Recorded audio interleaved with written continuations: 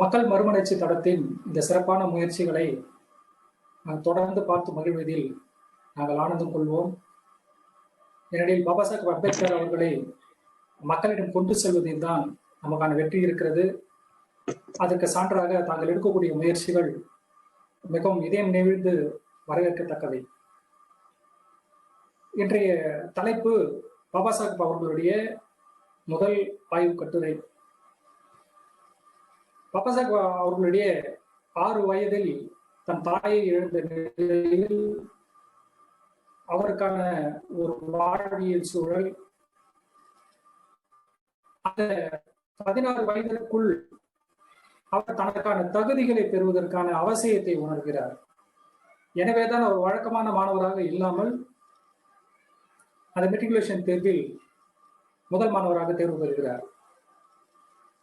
அன்றிலிருந்து அதற்கடுத்த 10 ஆண்டுகள் அவருடைய வாழ்க்கையின் நோக்கம் தன்னுடைய படிப்பு என்பது தன்னுடைய வாழ்வாதாரத்தை தீர்மானிப்பதாக இருக்கக்கூடாது, தன்னுடைய எதிர்காலத்தை தீர்மானிப்பதாக இருக்கக்கூடாது. நாம் கண்ட துன்பங்கள், நாம் அடைந்த வலிகள் இன்னொருக்கு நிகழக்கூடாது என்கிற வகையில் அது பயன்பட வேண்டும். அப்படி என்கிற போது அவர் நல்ல படிப்பாளி, நல்ல அறிவாளி, சிறந்த விளையாட்டு வீரர், சிறுவயதில் மரக்கன்றுகள் நடுவதில் ஆர்வம் கொண்டவர், சிறந்த கால்பந்து வீரர், பள்ளியில் படிக்கும்போது முதல் பெறக்கூடியவர். ஆனாலும் அவர் சந்தித்த பிரச்சனை ஜாதி. அதற்கான காரணத்தை உணர முடியவில்லை. இன்றைய தலைமுறையினர் தன்னுடைய படிப்பு என்பது தன்னுடைய எதிர்காலத்தை தீர்மானிப்பதாக இருக்கக்கூடிய என்று கருதுகிற சூழலில் பாபா சாஹேப் அம்பேத்கருடைய கருத்தோ நான் சந்தித்த வழி வேறு யாருக்கும் நிகழக்கூடாது என்ற கோணத்திலேயே இருந்தது. அதற்காக அவர் தன்னுடைய அடுத்த 10 ஆண்டுகளில் 25 26 வயதில் அந்த கொலம்பியா பல்கலைக்கழகத்தில் அந்த மானுடவியல் மாணவர்களிடம் ஒரு ஆய்வறிக்கையை சமர்ப்பிக்கிறார். அந்த மாணவர்களிடம் உரையாடும் பொழுது பாம்பி என்கிற ரோமானிய அரசனுடைய எரிமலை சீற்றத்தால் சிறை கொண்டு போன அந்த நிகழ்வுகள் ஆராய்வது தொடர்பாக நீங்கள் ஆர்வமாக இருப்பீர்கள். அதே போன்று பல சிறவுகளை ஆராய்வதுதான் மானுடவியல். உங்களுடைய ஆர்வம் எனக்கு புரிகிறது. தொன்மையோடு புதுமையை இருக்கக்கூடிய வித்தியாசங்களை உணர்வதில், அதை பற்றி ஆராய்வதில் உங்களுக்கு மகிழ்ச்சி இருக்கும். எனவே இப்பொழுது நானும் உங்களுக்கு ஒரு மகிழ்ச்சியான உரையை கொடுக்க போகிறேன். அந்த உரைக்கு பெயர் ஜாதிகளின் தோற்றம், கட்டமைப்பு, வளர்ச்சி என்று சொல்லி அந்த மாணவர்களுக்கு வழங்கிய அந்த கருத்தரங்கு உரைதான் ஜாதிகளின் தோற்றம், வளர்ச்சி. அதற்கு அவர் இந்த ஜாதிகள் குறித்து ஏற்கனவே மற்றவர்கள் ஆராய்ந்து இருக்கிறார்களா என்ற கேள்வியும் அவர் அந்த மாணவர்களிடம் எழுப்புவதற்காக ஒரு ஆய்வுக்காக உட்படுத்துகிறார். சனாட், நெஸ்ஃபீல்டு, ரிஸ்லி, டாக்டர் கெட்கர் இவர்களெல்லாம் ஜாதிகளின் தோற்றத்தை பற்றி ஏற்கனவே ஆராய்ந்தவர்கள் என்று பட்டியலிடுகிறார். இங்கு நாம் புரிந்து கொள்ள வேண்டும், உலக அளவில் எல்லா இடங்களிலும் மனிதர்கள் இருக்கிறார்கள், உயிரினங்கள் இருக்கின்றன. ஆனால் இந்தியாவில் மட்டும் ஜாதி இருக்கிறது. அதற்கு காரணம் என்பது ஒரு புரியாத புதிர். உதாரணத்திற்கு 1350 கோடி ஆண்டுகளுக்கு முன்னர் பருப்பொருள் உருவாகி, இயற்பியல் பண்புகள் உருவாகி, அணுக்கள் உருவாகி, வேதியியல் உருவாகியது. 450 ஆண்டுகளுக்கு முன்னர் அந்த பருப்பொருளிலிருந்து உடைந்து சிதறிய சூரியனிலிருந்து பூமி என்ற கோள் உருவாகிறது. அந்த பூமியில் 380 கோடி ஆண்டுகளுக்கு முன்னர் உயிரினங்கள் உருவாகின்றன. அந்த உயிரினங்களின் தொடக்கம் என்பது ஒரு கலப்பு. இந்த கலப்பு என்ற சொல்லை இந்த நிகழ்ச்சியின் இறுதி வரை நீங்கள் மனதில் நிறுத்தி வைக்க வேண்டும். இந்த கலப்பு மற்ற கோள்களில் இல்லாத ஒரு புதுமை பூமிக்கு உண்டு என்றால், ஹைட்ரஜன், ஆக்சிஜன் என்ற 2 தனிமங்கள், அதனுடைய இயற்பியல் பண்புகள் வேறு, வேதியியல் பண்புகள் வேறு. ஆனால் அது இரண்டும் ஒருங்கிணையும் போது தண்ணீர் என்கிற ஒரு கலப்பு உருவாகிறது. அந்த கலப்பு தான் பூமியை உலக கோள்களிலே வித்தியாசப்படுத்துகிறது. அந்த கலப்பில்தான் உயிரினங்கள் உருவாகின. இவ்வாறு உருவாக்கப்பட்ட அந்த உயிரினங்கள் ஏறத்தாழ 60 லட்சம் ஆண்டுகளுக்கு முன்னர் சிம்பன்சி, கொரிலா, ஓராங்கொட்டான் ஆகிய குடும்பங்களாக இருந்தன. அந்த சிம்பன்சி குடும்பத்தில் இருந்துதான் ஹோமோ பேரினம் பிறக்கிறது. அந்த ஹோமோ பேரினத்திலிருந்து சாப்பியன்ஸ், நியாண்டர்தல், புளோரென்சிஸ் அப்படின்ற இனங்கள் பிறக்கின்றன. ஆனால் இப்போது சாப்பியன்ஸ் என்ற இனம் மட்டும் இருக்கிறது. இந்த சாப்பியன்ஸ்க்கு இன்னொரு பெயர் அறிவாளிகள். அந்த ஹோமோ பேரினத்தில் உருவான இன்னொரு இனம் நியாண்டர்தல். தற்போது நம் மனிதர்கள் இருப்பது போல 2 மடங்கு உயரமுடையவர்கள், 3 மடங்கு பருமனுடையவர்கள். அதே போல் புளோரென்சிஸ், அந்த மனித இனம் நம்மளை விட பாதி உயரமுடையவர்கள், பாதி பருமனுடையவர்கள் என்று உலக அறிவியலாளர்கள் சொல்கிறார்கள். இந்த சூழலில் சாப்பியன்ஸ் மட்டும் அந்த நியாண்டர்தலை அழித்தார்கள், அந்த குள்ள மனிதர்களை அழித்தார்கள். அவர்களோடு போட்டி போட்டு வாழ்ந்த, அவர்களோடு உயரமான பெரிய விலங்குகளை அழித்தார்கள். ஒரு மிகப்பெரிய வலிமையான ஒரு சக்தியாக உருவாகக்கூடிய அந்த காலகட்டம் என்பது அது அறிவியல் காலகட்டமாகவே பார்க்கப்படுகிறது. ஏனெனில் அப்பொழுது அந்த மனிதர்களுக்கு தான் செய்வது என்ன என்று தெரியாது. அவர்களும் சிங்கமும் புலியும் போல்தான். அவர்களுக்கு முன்பு பிறந்தவர்கள் அந்த நியாண்டர்தல் இவர்களை போன்று 2 மடங்கு 3 மடங்கு உடல் பருமனானவர்கள். 70 லட்சம் ஆண்டுகளுக்கு முன்புதான் மொழி அறிவு என்கிற வருகிறது. அந்த மொழி அறிவு வந்த பிறகுதான் சாப்பியன்ஸ் அறிவாளிகளாக உணர்கிறார்கள். அங்குதான் அறிவு புரட்சி தொடங்குகிறது. அதன் விளைவாகத்தான் அவர்களை போல் இருந்த மற்ற இனங்களை அழித்து தாங்கள் மட்டும் தங்களுடைய இருப்பிடத்தை உலகிற்கு அடையாளப்படுத்திக் கொள்கிறார்கள். 12,000 ஆண்டுகளுக்கு முன்பு அவர்களிடம் ஒரு விவசாய புரட்சி நடக்கிறது. அதுக்கடுத்து 5,000 ஆண்டுகளுக்கு முன்புதான், நாம் இப்போது இருக்கக்கூடிய 5,000 ஆண்டுகளுக்கு முன்புதான் அந்த விவசாய புரட்சியின் விளைவாக கடவுள், அரசு, பணம் போன்றவைகள் உருவாக்கப்படுகின்றன என்று உலக அறிவியலாளர்கள் மெய்ப்பித்துள்ளார்கள்.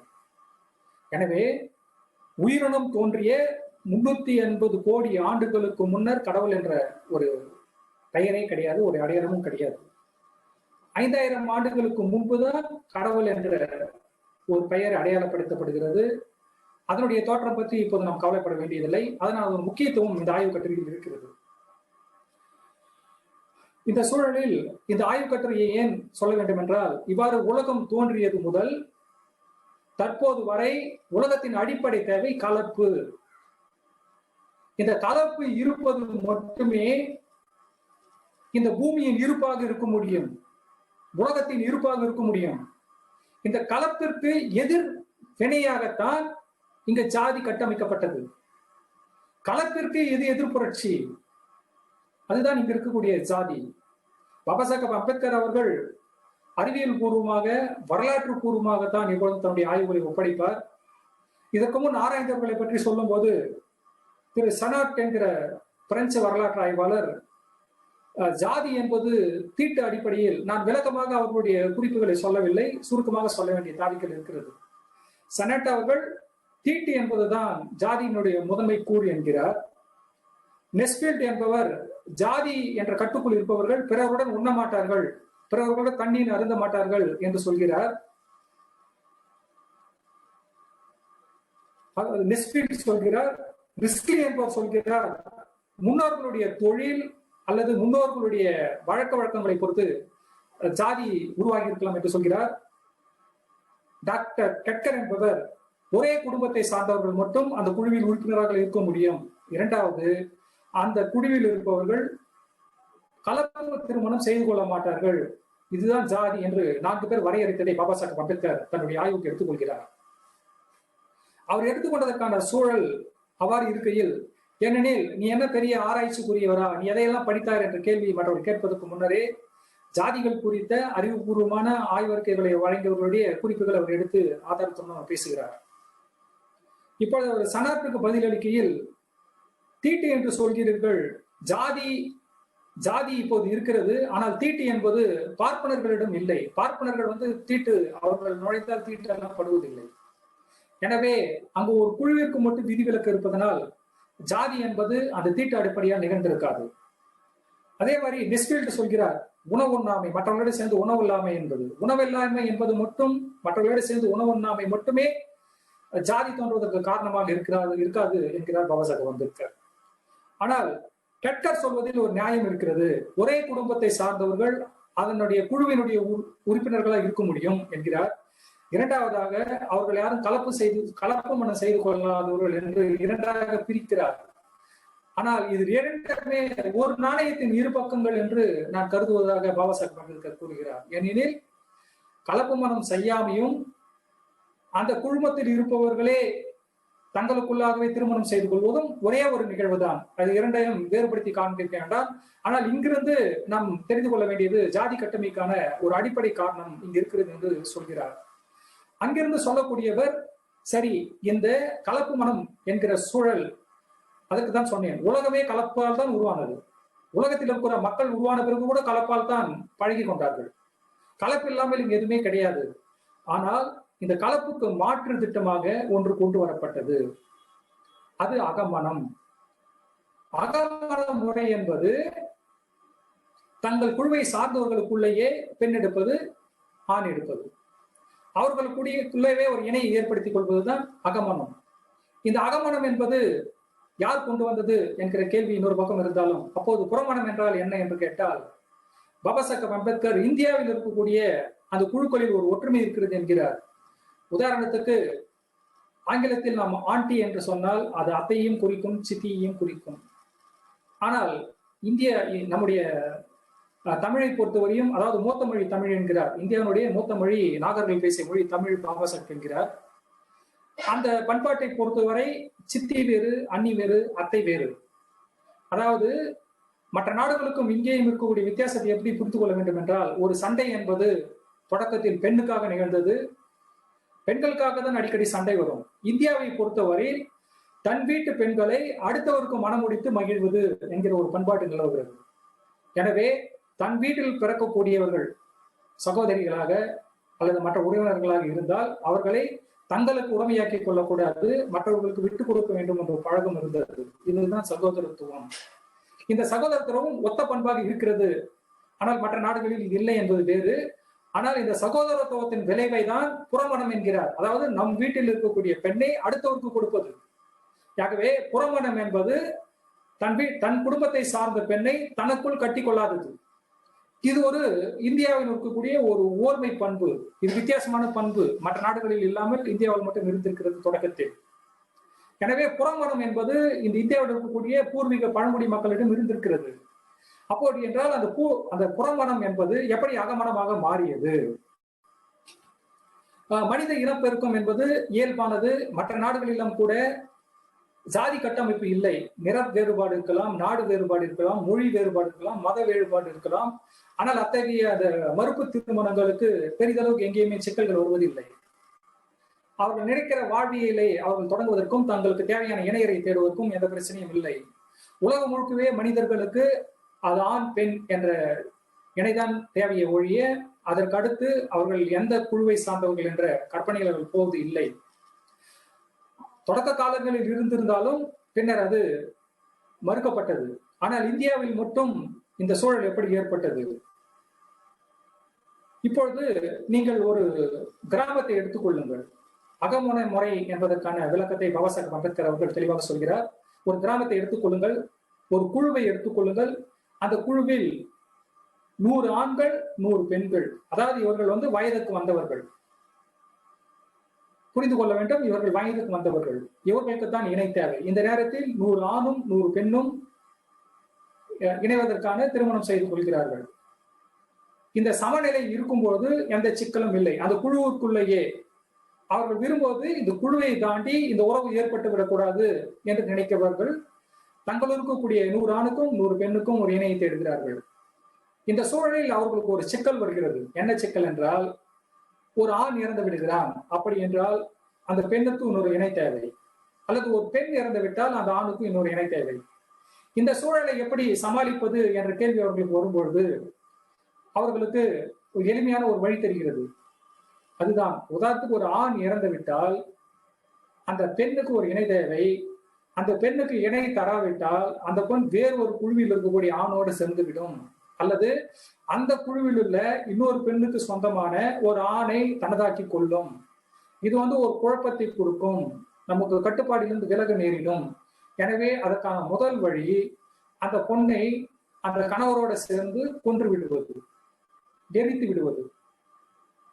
இதன் அடிப்படை நோக்கம் அப்பொழுதே அந்த பெண்ணுடைய பிரச்சனை தீர்ந்து விட்டது. ஏனெனில் நமக்கு 99 பெண்களும் 99 ஆண்களும் இருக்கிறார்கள். ஆனால் இது தொடர்ந்து செய்யும் போது ஒரு சிக்கல் வருகிறது. இது மனிதாபத்திற்கு உரிய செயல் அல்ல. அதே சமயம் இது எப்பொழுதும் அந்த பெண் தப்பி ஓடுவதற்கான வாய்ப்புகள் இருக்கிறது. எனவே என்ன செய்யலாம் என்று பார்த்தால், சரி அப்படி என்றால் அந்த பெண்ணை விதவையாக்கி விடுவது, விதவைக்கென்று சில கட்டுப்பாடுகளை வைப்பது, மொட்டை அடித்து விட வேண்டும், நீ மற்ற ஆண்களை பார்க்கக்கூடாது. இவ்வாறு செய்கிற சூழல்களிலும் அவர்களுக்கு ஒரு பிரச்சனை வருகிறது. அந்த பெண் தப்பி ஓடி விடுகிறார், அல்லது யாருக்கும் தெரியாமல் ஒழுக்கம் தவறுவர்களாக மாறுவதற்கான வாய்ப்புகள் இருக்கிறது. எனவே அவர்கள் கடுமையாக அந்த சதி என்கிற ஒரு திட்டத்தை கொண்டு வருகிறார்கள். கணவன் இருந்தால் உடனே அந்த பெண்ணை கொன்று விட வேண்டும். சூழல்களை பொறுத்து அந்த பொண்ணை விதவையாக வைக்கலாம் என்பது அதுக்கடுத்த கட்டம். சரி, இப்பொழுது அந்த பெண்ணோட பிரச்சனை தீர்ந்து விட்டது. ஒரு ஆண் இருந்தால் பெண்ணோட பிரச்சனை தீர்ந்து விட்டது. அவர்களுக்கு இன்னொரு பிரச்சனை வருகிறது. ஒரு பெண் இறந்து விட்டால் ஆணுக்கு யார் துணையாக செல்வது? அந்த ஆணும் வேற ஒரு குழுவில் உள்ள பெண்ணோடு ஓடி விடுவானே. அப்படிப்பட்ட சூழலில் அந்த ஆணுக்கு ஒரு என்ன மாதிரி தண்டனை? அவனையும் அதே மாதிரி கொன்று விட முடியாது. ஏனெனில் ஆண் என்பவன் சொத்து. ஆண் என்பவன் அந்த சமூகத்துக்கான உழைக்கக்கூடிய ஒருவன். ஆண் என்பவன் சிந்திக்க தெரிந்தவன். அப்படி அவன் பலமானவன், பெண்ணை விட உடல் அளவில் பலமானவன். அறிவை விட பலம்தான் முக்கியம். எனவே அவன் அந்த சொத்தை இழந்து விட முடியாது. ஆனால் அவன் மற்ற இடங்களில் போய் கலப்பு செய்யக்கூடாது என்றால் அவன் ஒரு மாற்று வழி வேண்டும். எனவே அவர்கள் கண்டுபிடிக்கக்கூடிய ஒரு ஆயுதம் பிரம்மச்சரியம், துறவு. துறவு என்பது ஒரு நோயாளிக்கு மருந்து கொடுப்பதற்கு பதில் அவன் ரத்தத்தை உறிஞ்சுவதற்கு சமம் என்று பாபா சாஹேப் அம்பேத்கர் சொல்கிறார். ஏனெனில் இப்போது சொல்வார்கள் ஆன்மீகவாதிகள், துறவு என்பது இயல்பு என்பது. இங்கு அறிவியல் படித்தவர்கள் அனைவருமே இருப்பீர்கள். உயிரணுக்கள் ஒரு ஆணுக்கும் சரி பெண்ணுக்கும் சரி சுரக்கத்தான் செய்யும். அது தடுக்க முடியாது. அது நம்முடைய உடலில் கூடுதலாகும் போது தற்செயலாக அது எந்த விதமான செயல்பாடுகள் இல்லாவிட்டாலும் அது சென்றக்கூடியதுதான். இதை பெரியார் அவர்கள் சொல்வார்கள். நான் மிகப்பெரிய பிரம்மச்சாரி என்று சொன்னால் அது முட்டாள்தனம் என்பதுதான் பெரியாருடைய வாதமாக இருக்கும். ஏன்னா அறிவியல் படி அது ஏற்புடையது அல்ல. அது ஒவ்வொருடைய தேவை என்று சொல்வார். எனவே அந்த பிரம்மச்சரியம் என்பது ஆண் தவறு செய்வதற்கான வாய்ப்பையும் கொடுக்கிறது, அல்லது அவன் தவறான வழிகளை சிந்திப்பதற்கான வாய்ப்பையும் கொடுக்கிறது. அவனை கொன்று விடவும் முடியாது. ஆனால் அவர்கள் பிரம்மச்சரியத்தை காப்பாற்றுவதற்காக நிறைய கட்டுக்கதைகள் சொன்னார்கள். அதை பழக்கத்தில் விட்டார்கள் என்பது இன்னொரு கதை. ஆனால் அவனுக்கு ஒரு மாற்று தேவை என்பதற்காக அவள் கண்டுபிடித்த இன்னொரு ஆயுதம், அந்த 99 பெண்களை தாண்டி திருமண வயது வராத சிறுமிகள் இருப்பார்கள். எனவே அதிலிருந்து ஒரு சிறுமியை இவனுக்கு கட்டி வைத்து விட்டால் அந்த பிரச்சனை தீர்ந்து போகிறது என்று நினைக்கிறார்கள். எனவே இதனுடைய அடிப்படை காரணம் சமமின்மையை சரிப்படுத்துவது. அகமனத்தை போற்றி காப்பாற்றப்பட வேண்டும் என்றால் ஒரு ஆண் இறந்து விட்டால் பெண்ணை கொன்று விட வேண்டும், அல்லது அவளை விதவையாக்கி விட வேண்டும். ஒரு மனைவி இறந்து விட்டால் ஆணுக்கு பிரம்மச்சரியத்தை வழங்க வேண்டும், அல்லது இன்னொரு கன்னி பெண்ணை, அதாவது வயதுக்கு வராத ஒரு சிறுமியை அவனுக்கு திருமணம் செய்து வைத்து விட வேண்டும். இப்படியான சூழ்களை அவர்கள் உருவாக்கும் போது அதை மக்கள் நம்ப வேண்டுமே, அதுக்கு சரியான காரணங்கள் அவர் கொடுக்க வேண்டுமே. எனவேதான் அவர்கள் என்ன சொல்கிறார்கள், கணவன் இறந்து விட்டால் மனைவி சதி அது நெருப்பில் எரிந்து கொள்வது என்பது சொர்க்கத்திற்கு போவதற்கு சமம். அவர்கள் ஆத்மா அடுத்த பிறவியில் ஒன்றாக இனியும். இதற்காக உமா தேவி ஈஸ்வரன் கூட சொல்கிறார், நீங்கள் இல்லாதது எனக்கு சொர்க்கமே இல்லை, நீங்க இல்லாத போது எனக்கு எதற்கு உயிர். இவ்வாறான கற்பிதங்கள் சொல்லப்பட்டது காரணம் பெண்களையே நம்ப வைப்பது. இப்போது உன் கணவன் இறந்து விட்டான், ஆனால் அதனால் உங்க எந்த சிக்கலும் இல்லை, நீயும் இறந்து விடு, உன் கணவன் மீதான அன்பு என்று உலகம் போற்றட்டும், அதுதான் அன்பு என்று நம்ப வைக்கப்பட்டது. சிறுமியிடம் சொல்லப்பட்டது, நீ எதிர்காலத்தில் ஒருவனை திருமணம் செய்வதை இப்போது கற்றுக்கொள், உனக்கான வருங்கால கணவனை நீ இப்போதே தீர்மானித்துக் கொள், உனக்கு அறிவு இருக்கிறதா, உடல் வலிமை இருக்கிறதா, அதுக்கான தன்மை இருக்கிறதா என்பதெல்லாம் அந்த பெண்ணிடம் கேட்க மாட்டார்கள், கட்டி வைத்து விடுவார்கள். எனவே அந்த சிறுமியர் திருமணம், அதாவது இப்போதும் உலகத்தில் இந்தியாவில் பேசக்கூடிய இந்த 4 கொடுமையான நிகழ்வுகள், ஒன்று பெண்ணை எரித்து விடுவது, பெண்ணை விதவையாக்குவது, ஆணை பிரம்மச்சாரியம் செல்ல வைப்பது, சிறுமியர் திருமணத்தை ஏற்படுத்துவது. இந்த அகமண முறையை தீர்மானிப்பதற்கு, அந்த சமத்துவத்தை காப்பாற்றுவதற்கு அந்த காலத்தில் ஒரு குழு ஏற்படுத்திய ஒரு நிலைப்பாடு தான் இந்த அகமண முறை. அந்த அகமண முறையை காப்பாற்றிக் கொள்வதற்கு அதை உருவாக்கியது தான் இந்த 4 அடிப்படை நிகழ்வுகள். சரி, இந்த இந்த அகமண முறை ஜாதியை உருவாக்கியதா என்று ஒரு கேள்வி எழலாம். ஆம், இப்படித்தான் அந்த ஒரு குழு இயங்கியது. ஏனெனில் அவர்கள் அந்த குழுவை விட்டு இன்னொரு குழுவுக்கு செல்ல மாட்டார்கள். அப்பொழுது ஒரு சமூகம் இந்த பழக்க வழக்கத்தை அவர்கள் ஏற்படுத்தி கொண்டதால் அங்கிருக்கு. இதில் நீங்கள் தெளிவாக தெரிந்து கொள்ள வேண்டியது, இதனுடைய அடிப்படை தன்மை ஆணாதிக்கம், பெண்ணை அடிமைப்படுத்துவது, நம்ம சமூகத்துக்குள்ளேயே திருமணம் செய்து கொள்ள வேண்டும் என்கிற ஒரு கட்டாயத்தை ஏற்படுத்துவதற்கு பெயர் பெண்ணடிமைத்தனம். எனவே அந்த சமூகத்தின் பழக்க வழக்கம் என்பது இந்த பெண் அடிமைத்தனத்தை ஏற்படுத்துவதன் மூலம் என்ன நிகழ்கிறது என்றால், அந்த அகமண முறை காப்பாற்றப்படுகிறது, அந்த அகமண முறை பராமரிக்கப்படுகிறது, அந்த அகமண முறை தேவைப்படுகிறது என்பதை நம்ப வைக்கப்படுகிறது. சிறுமியர்கள் அதற்கு ஒத்துழைக்க மாட்டார்கள் என்பதற்காகத்தான் அவர்கள் கற்பு என்ற இலக்கணம் சொல்லிக் கொடுக்கப்பட்டது. நீங்கள் கற்புள்ளவர்கள் என்றால் நான் சொல்பவனை கட்டிக்கொள், அவன் யார் என்று உனக்கு தேவையில்லை என்கிற கற்பு இலக்கணமும், பெண் அடிமைத்தனமும், விதவை கோலமும், உடன்கட்டை ஏற வைத்தலும், பிரம்மச்சரியம் செய்ய வைத்தலுமே அந்த அகமண முறையை கட்டி காப்பாற்றியது என்பதை ஆதாரபூர்வமாக பாபா சாஹேப் அம்பேத்கர் விளக்குகிறார். சரி, இந்த அகமண முறை யாரிடம் இருந்தது என்ற கேள்வி எழுகிறது. நாம் ஏற்கனவே சொல்லிவிட்டோம், இந்தியாவில் இருந்த பூர்வீக பழங்குடிகள், இந்தியர்கள் யாவருமே புறம் மனமுறையை ஏற்றவர்கள், சகோதரத்துவத்தை ஏற்றவர்கள். தன் வீட்டு பெண்ணை இன்னொரு இடத்தில் கட்டி கொடுத்துதான் பழக்கம். அப்படிப்பட்ட சூழலில் இந்த அகமண முறையை ஏன் அவர்கள் பின்பற்றினார்கள், மற்றவர்கள் செய்த தவறை ஏன் இதை கொண்டு வந்தார்கள் அப்படின்னு சொன்னால், சரி, இந்த அகமண முறைக்கு அப்போது அகமண முறைதான் ஜாதி என்கிறார்.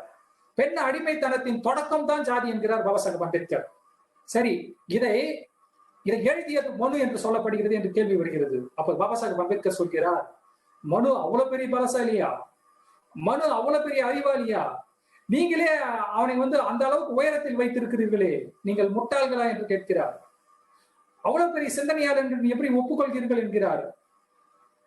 அப்படி எனில் மனுவோட பங்கு என்ன? ஏற்கனவே அந்த அகமண முறை மூலம் ஜாதி கட்டமைப்புகள் இருந்திருக்கின்றன.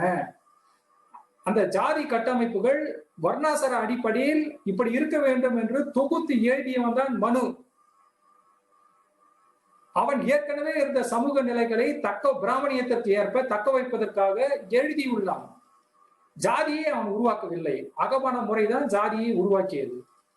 எனவே மனு என்பவன் ஜாதியை உருவாக்கினான் என்பது தவறு என்கிறார். சரி, இந்த அகமண முறையை பின்பற்றியவர்கள் யார் என்று கேட்டால் பிராமணர்கள். ஆனால் பிராமணர்கள் தான் ஜாதியை வளர்த்தார்கள் என்று சொல்லக்கூடாது என்கிறார். ஏனெனில் பிராமணர்களும் அவர் புத்திசாலிகள் அல்ல, மற்றவர்கள் தங்களுடைய கலாச்சாரத்தை ஏற்றுக்கொள்ள வைக்க வேண்டும் என்று சொல்லக்கூடிய அளவிற்கு அவர்கள் அறிவாளிகளும் அல்ல. எனவே இந்த நேரத்தில் புரிந்து கொள்ள வேண்டியது, மனு என்பவன் ஜாதியை உருவாக்கியன் அல்ல. ஜாதி, அந்த அகமண முறை தான் ஜாதி முறை. இது இருந்தது பிராமணர்களுக்கு. பிராமணர்களுக்கு இருந்ததை நாம் ஏன் கடைபிடித்தோம் என்பதுதான் இங்கே கேள்வி. இந்த கேள்வியில் தான் ஜாதியின் வளர்ச்சி இருக்கிறது.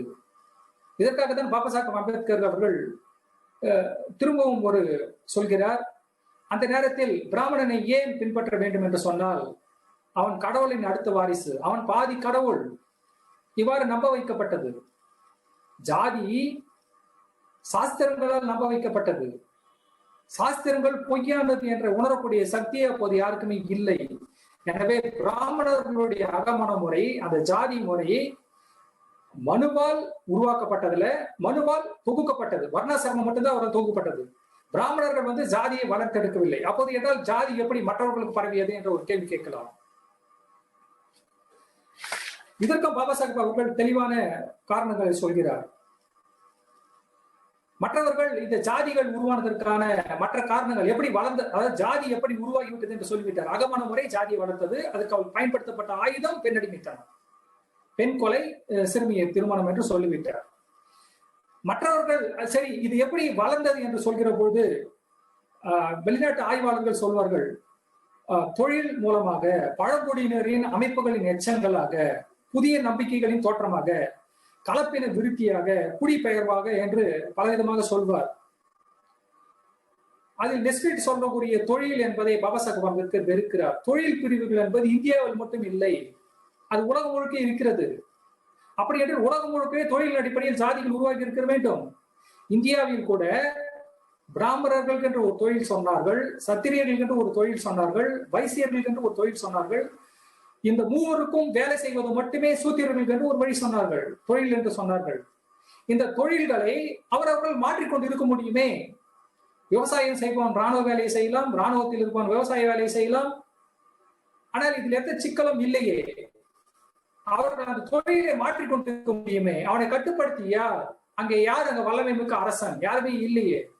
ஆனால் இது எப்படி நிலைப்படுத்தப்பட்டது என்கிற கேள்வி வருகிறது. எனவே தொழிலின் அடிப்படையில் ஜாதிகள் உருவானது என்பது பொய். அப்படி தொழிலின் அடிப்படையில் ஜாதிகள் உருவானது உண்மை என்றால் அது உலகம் முழுக்கவே உருவாகி இருக்க வேண்டும். ஆனால் இங்கு மட்டும் இருக்குது என்றால் அது வித்தியாசமான காரணம் இருக்கிறது என்பதால் பாபாசாஹேப் அவர்கள் சொல்லி வெளிநாட்டுக்காரர்கள் ஜாதி எப்படி உருவானது என்கிற காரணங்களை அவர் மறுக்கிறார். இன்னொன்று, ஜாதி என்பது இயற்கையாக சிதைந்து போகும். ஜாதி என்பது மனிதனின் உடலில் இருக்கக்கூடிய உறுப்புகள் போல் இயற்கையாக உருவானது. அது சிறந்த இனவருத்தி, அதாவது சிறந்த ஆணுக்கும் பெண்ணுக்கும் பிறந்த இனவிருத்தி.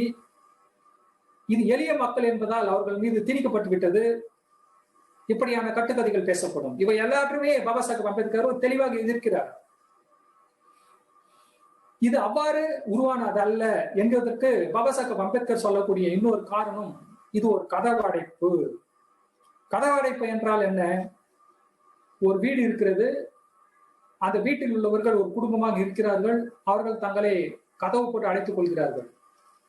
இன்னொரு குடும்பம் இருக்கிறது, அவர்களால் அந்த கதவடைக்கப்பட்ட வீட்டிற்குள் போக முடியவில்லை என்றால் அவர்கள் இன்னொரு வீட்டை கட்டி கொண்டு தாங்களும் கதவடைத்துக் கொள்கிறார்கள். இந்த இரண்டையும் பார்த்து இன்னொருவரும் ஒரு தனக்கான குடும்பத்திற்காக ஒரு வீட்டை கட்டி கொண்டு தன்னுடைய கதவை அடைத்துக் கொள்கிறார். இன்னொருவரும் இதே மாதிரி செய்து கொள்கிறார். இவ்வாறு செய்து கொள்கிற சூழல்களில் இவ்வாறான ஜாதி முறைகளை எதிர்க்கிறவர்கள், அதாவது இந்த மாதிரி குழுவாக இயங்கக்கூடாது என்று சொல்கிறவர்கள் தனியே பிரிகிறார்கள். இது முட்டாள்தனம் என்று சொல்கிறவர்கள் தனியாக பிரிகிறார்கள். ஆனால் அப்படி பிரிகிறவர்கள் ஏதாவது ஒரு வீட்டில் அடைக்கலம் போக வேண்டும். அவர் போகும்போது அவர்களுக்கான பிரச்சனை 4 வீடுகளும் போட்டப்பட்டுள்ளன. அவர்கள் எங்கே செல்வார்கள் என்றால் அவர்களும் தனியாக ஒரு வீடு கட்டி தங்களுக்கு தாங்களே கதவுகளை அடைத்துக் கொள்ள வேண்டிய சூழல் ஏற்படுகிறது. எனவே பாபாசாஹேப் அம்பேத்கர் அவர்கள் ஜாதியின் தோற்றம் என்பது, அதனுடைய திறவுகோல் என்பது அகமுணம் முறையில் இருந்தது என்கிறார். இதன் வளர்ச்சியின் கள்ள திட்டம் என்பது கதவடைப்பு மூலம் நிகழ்ந்தது என்கிறார். கதவடைப்பு என்பது பிராமணர்கள் நாங்கள் மட்டும்தான் இந்த சமூகம் என்று வேறு யாரிடமும் அகமனம் செய்து கொள்வதை தடுத்து தங்களுக்குள் ஒரு கதவை அடைத்துக் கொண்டார்கள். எனவே மற்றவர்களும் அந்த சமூகத்துக்குள் செல்ல முடியாததால் தங்களுக்கான ஒரு கதவை அடைத்துக் கொண்டார்கள். இவ்வாறு நிகழ்ந்தது. இதை எதிர்த்தவர்கள் அல்லது அந்த குழும விதிகளை மீறி அந்த குழுமங்களில் இருக்கக்கூடியவர்கள் கலப்பு மனம் செய்து கொள்கிறார்கள் என்றால் அவர்களுக்கு என்று ஒரு வீடு தேவைப்படுகிறது. இவர்கள் யாரும் சேர்க்கவிட்டால் தானாகவே அவர்கள் இன்னொரு வீடு கட்டி கொண்டு கதவை அடைத்துக் கொள்ள வேண்டிய தேவைகள் ஏற்படுகிறது. இதுதான், அதாவது முதலில் தெரிந்து கொள்ள வேண்டியது அகமன முறை என்பது ஜாதி என்கிற மரணப்பேழையோட திறவுகோல். ஜாதி அதுக்கு அடுத்த கட்டத்தை நோக்கி பிளந்தது, வளர்ந்தது என்றால் அதற்கான கள்ள திட்டம் கதவடைப்பு. இந்த கதவடைப்பு என்பதை 2வது சூழலாக சொல்கிறார். சரி, நாம் ஏன் பிராமணர்களை பார்த்து அவர்களுடைய சூழலை நாம் எப்படி கற்றுக்கொள்ள வேண்டும் என்று சொன்னால், பிராமணர்கள் கடவுள் என்று சொல்லப்பட்டார்கள், அதை அவர்கள் நம்ப வைத்தார்கள். இதற்காகத்தான் பாபா சாஹிப் அவர்கள் போல செய்தல் என்கிற ஒரு சொல்லை பேசுகிறார். டாட் என்கிற அறிவியலாளரை அவர் உதாரணத்துக்கு சொல்கிறார். டாட் என்பது சொல்லக்கூடிய 3 முக்கியமான விதிகள். நம்மை விட உயர்ந்தவர்கள் ஒன்றை செய்தால் அதை நாமும் சரி என்று செய்வது, அவர்கள் நம்மளை விட மேம்பட்டவர்கள் என்று கருதி அவர்களை போல் நம்ம வாழ பழகுவது. 2வது, நம்மை ஆட்சி செய்கின்ற அரசன் அல்லது தலைவனை போல நாம வாழ வேண்டும் என்று பழகிக் கொள்வது. இது அனைத்தையும் விட முக்கியமான ஒரு விதி பார்த்தொழுதல், அதாவது மற்றவர்களை பார்த்து பழகிக் கொள்ளுதல், கற்றுக்கொள்ளுதல். இதுக்கான முக்கியமான விதியாக சொல்வது, அகலமும் ஆழமும் இடைவெளி தூரத்திற்கு ஏற்றவாறு தலைகீழ் விகித பொருத்தத்தில் அமைகிறது. இது ஒரு அறிவியல் விதி. பார்த்தொழுகுதலின் அகலமும் ஆழமும் இடைவெளி தூரத்திற்கு ஏற்றவாறு தலைகீழ் விகித பொருத்தத்தில் அமைகிறது. இது புரிந்து கொள்வது சிரமம் தான். இதை எப்படி புரிந்து கொள்ள வேண்டும் என்றால், நம்முடைய பக்கத்து வீட்டில் கதவு அறைப்பட்டிருக்கிறது. நாம் எட்டி பார்த்தால் அங்கே கொஞ்சம் தெரியும். அங்க கொஞ்சம் தெரிவதை நாம் பார்த்து அதே மாதிரி நம் வீட்டை கட்டுவது. அதற்கற்று மூன்றாவதாக வீடு பார்ப்பவன் முதல் வீட்டை எட்டி பார்க்கும் போது அவனுக்கு முழுமையாக தெரியாது, கொஞ்சம் தான் தெரியும். அந்த கொஞ்சம் தெரிவதை பார்த்து அவனுக்கு ஏற்றாற்போல் வீடு கட்டிக் கொள்வது. நான்காம் இருப்பவனுக்கு முதல் வீட்டை பற்றி ஓரளவுக்கு தெரியும், கொஞ்சம் தான் தெரியும். அதை அவனுக்கு என்ன தெரிந்தது அதைத்தான் அவர்கள் வைத்துக் கொள்வது. இப்போது பாருங்கள், அகமண முறை என்பது பார்ப்பனியத்திடம் இருந்தது. அவர்களிடம் 4ம் இருந்தது. என்ன இருந்தது? உடன்கட்டை ஏறுதல் இருந்தது, விதவை கோலம் இருந்தது, பிரம்மச்சாரியம் இருந்தது, சிறுமியர் திருமணம் இருந்தது. அதற்கு அடுத்த நிலையில் இருந்த சத்திரியர்கள் என்ன செய்கிறார்கள்? அதை பார்த்து கற்றுக்கொள்கிறார்கள். அவர்களும் அந்த சதி ஏற்றுக்கொள்கிறார்கள், விதவை கோலத்தை ஏற்றுக்கொள்கிறார்கள். பிரம்மச்சாரியம் அதற்கடுத்து பார்த்தீர்கள் என்றால் அந்த சிறுமியர் திருமணம். அந்த இடத்தில் அவர்கள் கொஞ்சம் முழுமையாக ஏற்றுக்கொண்டு தடுமாற்றம் ஏற்படுகிறது. ஏனெனில் முழுமையாக அவர்களுக்கு பிராமணர் வீட்டில் என்ன நடக்குது என்று தெரியாது. அதற்கடுத்து வைசிக 3வது வீட்டில் இருப்பவர்கள் அதில் இருக்கக்கூடிய சதி என்பதை விட்டு விடுகிறார்கள். ஆனால் விதவை கோலத்தை ஏற்றுக்கொள்கிறார்கள். 4வது இருப்பவர்களுக்கு அது ஏதோ இருக்கிறது, ஆனால் எதுவுமே புரியவில்லை. எனவே விருப்பப்படி நடந்து கொள்கிறார்கள். இந்த இடைவெளி தூர போக போக அந்த முதலில் நடந்த அந்த காப்பி பேஸ்ட் செய்தல், போல பழகுதல், ஏற்கனவே இருந்ததை போல பழகுதல், இதுதான் பார்த்தொழுகுதல் அப்படி என்கிறார். பார்த்தொழுகுதல் நீங்கள் புரிந்து கொள்ள வேண்டும். அந்த பார்த்தொழுகுதல் தான் இயல்பு.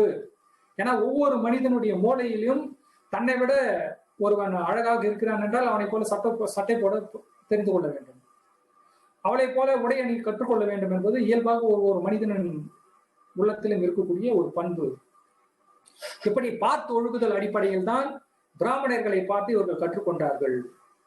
இவ்வாறு பார்த்து ஒழுகுதலின் அடிப்படை தான் பிராமணர்கள் செய்த அந்த அகமண முறையை இவர்களும் பின்தொடர்ந்ததற்கான காரணம். எனவே ஜாதி உருவானதற்கான பொறுப்பு என்பது பார்ப்பனர்களால் அல்ல, மனுவால் அல்ல, அதை பார்த்து அதே போல் வாழ தொடங்கிய மற்றவர்களால் என்னது என்கிறார். இப்போது உணர்வதற்கு சத்திரியர்கள் என்ற பிரிவு இராணுவ வீரர்களாக இருந்தார்கள். இராணுவ வீரர்களாக இருந்ததால் அவர்களாக அந்த இராணுவ தளபதியாகவும் மாற முடிந்து ஆட்சியாளர்களாகவும் மாற முடிந்தது என்கிற பொழுது அங்கேயே உட்ஜாதி பிரிவுகள் ஏற்பட்டன. இவ்வாறு ஒவ்வொரு அந்த பிரிவுகளுக்குள்ளேயும் உட்ஜாதி பிரிவுகள் ஏற்படுவது இயல்பு.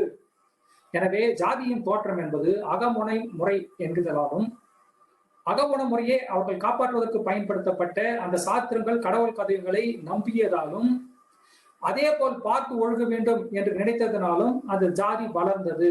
எனவே ஜாதியின் தோற்றம் என்பது அகமன முறை. அந்த அகமன முறை பெரும்பாலும் எல்லா குழுக்களிலுமே இருந்திருக்கிறது. ஆனால் அதை தீவிரமாக பின்பற்றியவர்கள் பிராமணர்கள். அதை அவர்கள் மட்டும்தான் வைத்துக் கொண்டிருக்கிறார்கள். ஆனால் அதை பார்த்து செய்து பழகியதனுடைய விளைவு அந்த ஜாதி கட்டமைப்பு வளர்ந்தது. நீங்கள் இப்பொழுது இந்த கபாலி படத்தை நீங்கள் பார்த்திருப்பீர்கள். ரஞ்சித்தின் அழகான வசனம், காந்தி கோட்டு சூட்டு கழட்டத்துக்கும் பாபா சாஹேப் அம்பேத்கர் கோட்டு சூட்டு போட்டதுக்கும் ஒரு அரசியல் இருக்கு. என்ன அரசியல்? என்னை பார்த்து என்னுடைய சகோதரன் கோட்டு சூட்டு அணிய வேண்டும், என்னை பார்த்து என்னுடைய சகோதரன் நன்றாக படிக்க வேண்டும், என்னை பார்த்து என் சகோதரன் சுயமரியாதையோடு வாழ வேண்டும், என்னை பார்த்து என் சகோதரன் பகுத்தறிவாளரோடு வாழ வேண்டும். இதுதான் பார்த்தொழுகுதல். அந்த ஜாதி என்கிற பார்த்தொழுகுதலை பார்த்து இந்தியாவில் ஜாதிகள் கட்டமைக்கப்பட்டன, வளர்ந்தன. அதற்கு மாற்று நம்ம மக்கள் எது இழிவோ, எது ஏளனமோ, எது கேவலமோ, எது தவறோ அதை பார்த்து கற்றுக்கொள்வதை விட, அதை பார்த்து அதே போல் நடப்பதை விட நேர்மறை சிந்தனைகளோடு பழக வேண்டும் என்பதற்காகத்தான் அவர் கோட்டு சூட்டு அணிந்தார். அவருடைய வாழ்வியலில் அதைதான் அவர் முதல் புத்தகத்தில் எழுதியிலிருந்து தற்போது வரை கடைபிடித்தார். அவர் அதுக்கான காரணம் என்ன? அது வெறும் உடை அலங்காரம் அல்ல, ஒரு வரலாறு, பார்த்தொழுகுதல். அவனை பார்த்து இப்போது கற்றுக்கொள்கிறோம். உதாரணத்துக்கு, நாம் பார்ப்பனர்களை சேர்ப்பதில்லை, கோயில்களை புறக்கணித்தவர்கள், இதிகாசங்களை ஏற்காதவர்கள், ஜாதகத்தை நம்பாதவர்கள். ஆனால் இன்று என்ன நடக்கிறது? பாபா சாஹேப் அம்பேத்கர் அவர்களால் பிரதிநிதித்துவம் பெற்றவர்கள் அரசு பணிகளில் இருக்கிறார்கள், தொழில் செய்கிறார்கள், மக்கள் பிரதிநிதிகளாக இருக்கிறார்கள். அவர்கள் உடனே செய்யக்கூடியது தங்களுடைய நிறுவனங்களுக்கு பார்ப்பனர்களை வைத்து சடங்குகள் செய்வது, தங்களுடைய இல்ல நிகழ்ச்சிகளுக்கு பார்ப்பனர்களை வைத்து பூஜைகள் செய்வது, தங்கள் திருமணங்களை பார்ப்பனர்களை வைத்து நடத்தி கொள்வது. இது எப்படி நிகழ்கிறது? சூத்திரர்களை பார்த்து கற்றுக்கொள்வது. நமக்கும் பார்ப்பனியத்துக்கு என்ன தொடர்பு? இது பார்த்தொழுகுதல். அவன் செய்கிறான், நானும் செய்கிறோம். நீங்கள் எதை பார்க்க வேண்டும்? பாபா சாஹேப் அவர்கள் பார்ப்பனியத்தை எதிர்த்தால் அதை நீங்கள் பார்க்க வேண்டும். பாபா சாஹேப் அவர்கள் இந்துத்துவத்தை எதிர்த்தால் அதை பார்க்க வேண்டும். அதை விடுத்து இந்துத்துவாவே நீங்கள் பின்தொடர ஆரம்பித்து விட்டீர்கள். இதனுடைய விளைவுதான் பாபா சாஹேப் அவர்கள் கோட்டு சூட்டு போட்டு நமக்கு காண்பித்தார். எனவே இந்த ஜாதிகளின் தோற்றம், கட்டமைப்பு, வளர்ச்சி என்பது கிட்டத்தட்ட அந்த புத்தகத்தில் 34 பக்கங்கள் இருக்கக்கூடியது. அதை படிக்கும் போது உண்மையாகவே பாபா சாஹேப் அம்பேத்கர் அவர்களுடைய புத்தகங்களை படிக்கும் என்று ஆசைப்படுபவர்கள் அந்த புத்தகத்தை தொட்டவுடன் முதல் 2 பக்கங்களை படிக்கும் போதே தூக்கம் வரும். அதை கடந்த அந்த பக்கங்களை படித்து முடித்து விட்டால் நிச்சயமாக சொல்கிறேன், அவர்கள் எந்த விதமான தத்துவங்களையும் சித்தாந்தங்களையும் அப்படியே ஏற்றுக்கொள்ள மறுப்பார்கள்.